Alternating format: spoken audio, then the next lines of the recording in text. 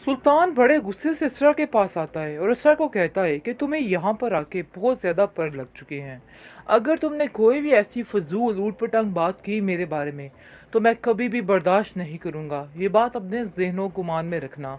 आगे से वो कहती है कि मुझे अब किसी की बातों से कोई डर कोई फ़र्क नहीं पड़ता है, क्योंकि मैं जानती हूँ कि मेरी फैमिली मेरे साथ है, इसलिए अब मुझे किसी की कोई बात की परवाह नहीं है।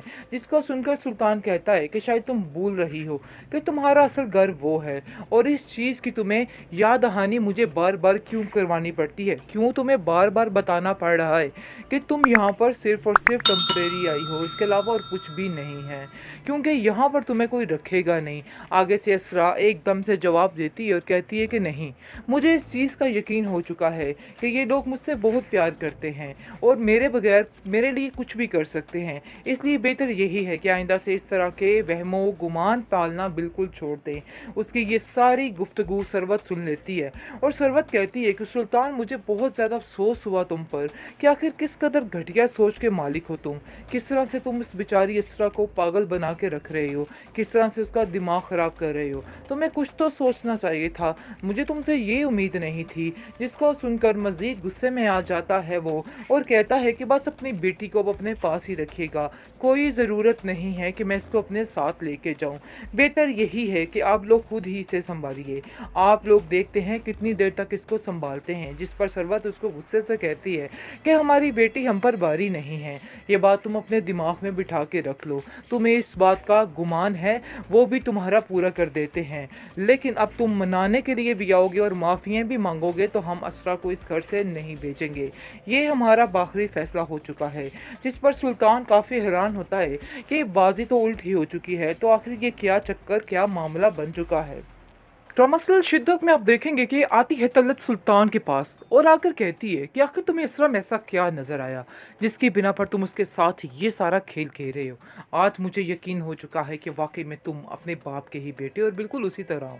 आगे से आप देखेंगे कि सुल्तान कहता है कि आपको जैसा कहा जा रहा है आपको वैसा ही करना है, इसलिए बेहतर यही है कि हमारे मामलात में इंटरफेयर मत करें। लेकिन तलत काफ़ी हैरान है और कहती है कि इसरा ने हर रिश्ते को बड़े अच्छे तरीके से निभाया है, इतनी देर से वो हमारे साथ है लेकिन कभी भी उसने किसी चीज़ में कोई कोताही नहीं बरती। लेकिन अचानक से ऐसा क्या हो गया कि तुम्हें उसकी हर बात बुरी बुरी लगने लगी और तुम्हें उसमें इतने कीड़े निकलने लगे कि हम खुद हैरान हो चुके हैं। ये छोटी मोटी बातें हैं, इनको इग्नोर किया जाता है, और वैसे भी रही बात उसके इलाज की तो वो हम करवा ही लेंगे, इतना बड़ा दंगा फसाद मचाने की क्या ज़रूरत पड़ी है। जिस पर आप देखेंगे कि वो कहता है कि आपको अगर इधर रहना है तो आपको भी थोड़ा तरीके से रहना होगा, क्योंकि वो जानता है कि उसका बाप जो है वो भी पैसे का पुजारी है और उसका बाप जो है उसकी मुट्ठी में है, और वो जो वैसा करेगा, उसको जैसा कहेगा वैसा ही वो करेगा, क्योंकि उसकी बदतमीज़ी से बड़े अच्छे तरीके से वाकिफ़ है। लेकिन असरा काफ़ी परेशान है। उसकी भाभी उसको तसल्ली देती है और कहती है कि यकीन मानो तुम्हें कुछ भी नहीं है, मैं इस चीज़ की गवाह हूँ, तुम्हें कुछ भी नहीं है, सिर्फ और सिर्फ तुम पर बर्डन डाला जा रहा है और तुम्हें ये बताने की कोशिश की जा रही है कि तुम में 1000 मसले हैं, इसलिए बिल्कुल भी परेशान मत होना, हम सब तुम्हारे साथ हैं, कोई भी तुम्हें कुछ नहीं कह सकता है, और अपने आप को ये पागल समझना बंद कर दो। ऐसा वैसा कुछ भी नहीं है, तुम्हें जो दिखाया जा रहा था तुम वही समझ रही हो। दूसरी पहलू को भी देखो, तुम एक अच्छी और समझदार बहू हो और बेटी हो, तुमने सारे रिश्तों को बड़े अच्छे तरीके से सर निभाया है, आखिर तुम कैसे अपने आप को इस तरह से कर सकती हो। और सुल्तान की मोहब्बत में तुम इस हद तक गिर सकती थी, यानी कि इस हद तक चली गई हो कि तुम उसकी हर बात को बर्दाश्त भी कर रही हो, लेकिन अगर वो ही ठीक नहीं हो सका तो इसमें तुम्हारी तो कोई भी गलती नहीं है, इसलिए बार बार अपने ऊपर ब्लेम करना बंद कर दो।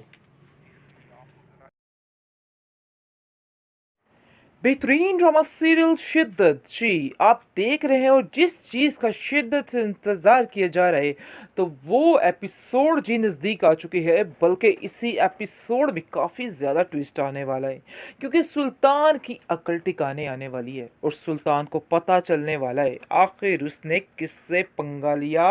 पंगा इज़ नॉट चंगा जी, बिल्कुल ऐसा ही है, इसने असरा से जो पंगा लिया है ये समझ रहा था कि बस इसकी लाइफ कमाल की हो जाएगी और इसको भी फरीज़े की तरह पागल करार दे देगा और अपनी ज़िंदगी से निकाल देगा, क्योंकि वो ऊपर से टांग रखने की कोशिश कर रहा है और बताना चाह रहा है कि असरा की ही गलती है, असरा ही इस घर में खुशहाली नहीं लेके आने देने चाह रही।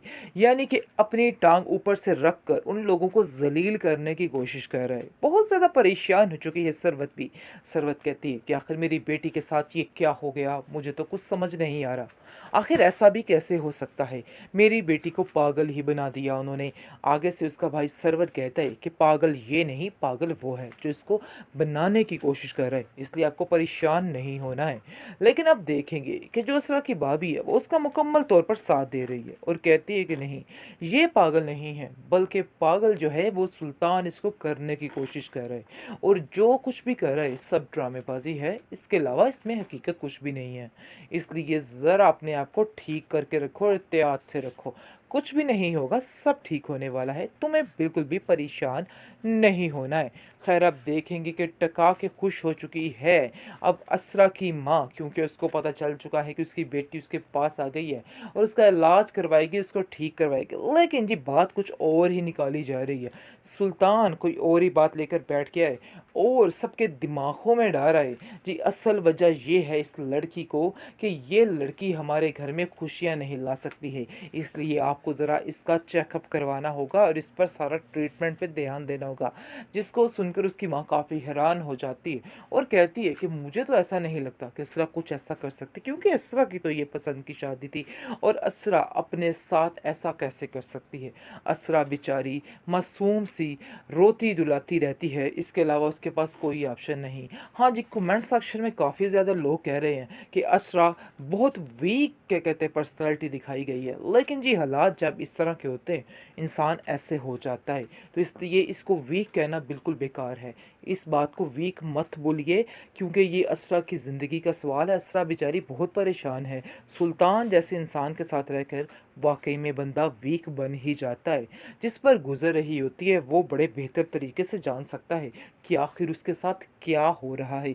इसलिए कोई भी आप लोग ये जो कर रहे हैं वीक पर्सनालिटी, तो ये तो वो फलान टींग, इनको छोड़ दीजिए। खैर आप देखेंगे फ़िलहाल असरा बेचारी बहुत ही मासूमाना तरीके से हर चीज़ का जवाब दे रही है और कहती जा रही है जी ये नहीं मैंने किया, तो वो मैंने नहीं किया, तो मुझे याद नहीं, तो ये नहीं। बाकी परेशान होने की ज़रूरत नहीं है व्यूअर्स, देख लीजिएगा कि असरा ही बोलेगी और सब कुछ बताएगी कि ये सुल्तान की वजह से सब कुछ हो रहा है और सुल्तान का ही किया धरा है।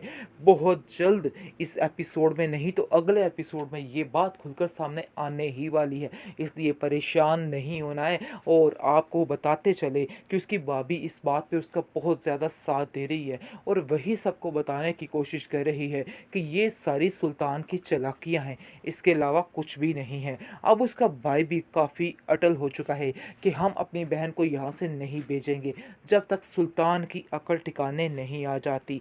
वो लोग अब सुल्तान की अकल ठिकाने लाने की बात कर रहे हैं और तब तक उसे उस घर में नहीं जाने देंगे जब तक वो खुद आकर इससे बात नहीं करेगा और माफ़ी तलाफ़ी नहीं करेगा।